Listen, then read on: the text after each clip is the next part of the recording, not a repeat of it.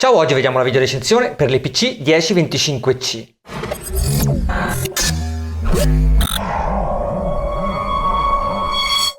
È un 10 pollici ed è il primo netbook in commercio ad usare il nuovo processore Atom N2008. Viene venduto con Windows 7 Starter, ha un hard disk da 320 GB e 1 GB di RAM preinstallata, ma non essendo il top gamma della linea Asus è privo di porte USB 3.0 e manca anche del Bluetooth integrato. Processore a parte, la novità più importante della scheda tecnica è questa uscita HDMI posizionata sul lato sinistro, che permette di riprodurre i filmati fino a 1080p anche su monitor o TV esterna. L'altra caratteristica di punta del 1025C è la batteria. Una 6 celle 5200 mAh che, come vedremo nel resto della video recensione, si avvicina moltissimo a fornire 8 ore di autonomia reali.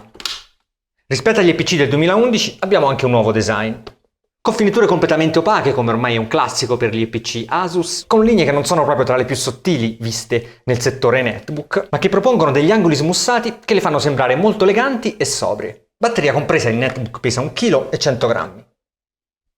Nuova anche la forma del touchpad con superficie aperta che sfuma verso la barra spaziatrice, delimitata da questo leggero scalino con pulsante unico e LED posizionati per la prima volta nel netbook Asus sotto il pulsante centrale. È leggermente rivista anche la tastiera, che ha tasti piccoli ma ben distanziati tra loro, ma che soprattutto è assolutamente stabile anche al centro.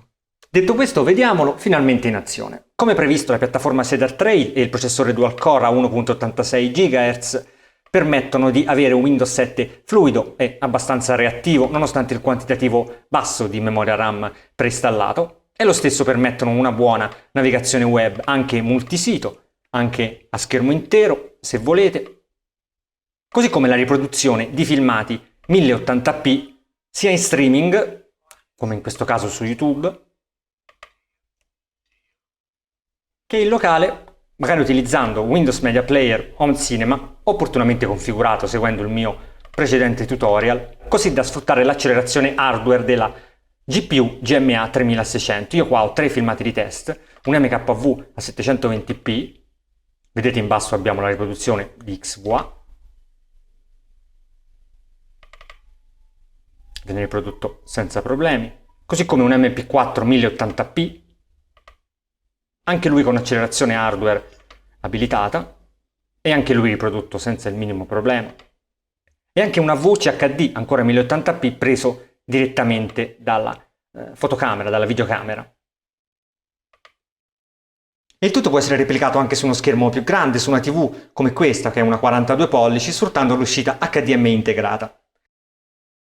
Da questo punto di vista, e lo dimostrano anche benchmark, abbiamo una spinta, una componente multimediale che era assente nella precedente generazione di netbook e nella precedente piattaforma Intel per netbook, paragonabile a quella che avevamo già apprezzato lo scorso anno con le APU AMD. Rispetto alla scheda grafica Radeon, però usata da AMD, la potenza della integrata Intel non va oltre, nel senso che l'esperienza con i videogiochi 3D, soprattutto per questioni legate ai driver che in questo momento sono molto immaturi, è abbastanza bassa, è abbastanza pessima, se posso dirlo. Ma il vero vanto di questo Atom N2800 e di conseguenza di questo netbook sono i consumi, quindi l'autonomia. Durante la navigazione web continua i Wi-Fi, con schermo regolato su 0%, che è una luminosità accettabile visto il pannello opaco. Ho ottenuto 8 ore e 44 minuti di autonomia e non mi ricordo negli ultimi 2 anni di aver mai provato un netbook con queste caratteristiche. Nella riproduzione continua del filmato 1080p MP4 che abbiamo visto in precedenza, con schermo regolato al 30%, quindi in questo modo, ho ottenuto 5 ore e 44 minuti di autonomia, quindi un tempo più che sufficiente per la visualizzazione di 1 o 2 film. E la lunga autonomia infatti è il motivo per cui consiglio questo EPC 1025C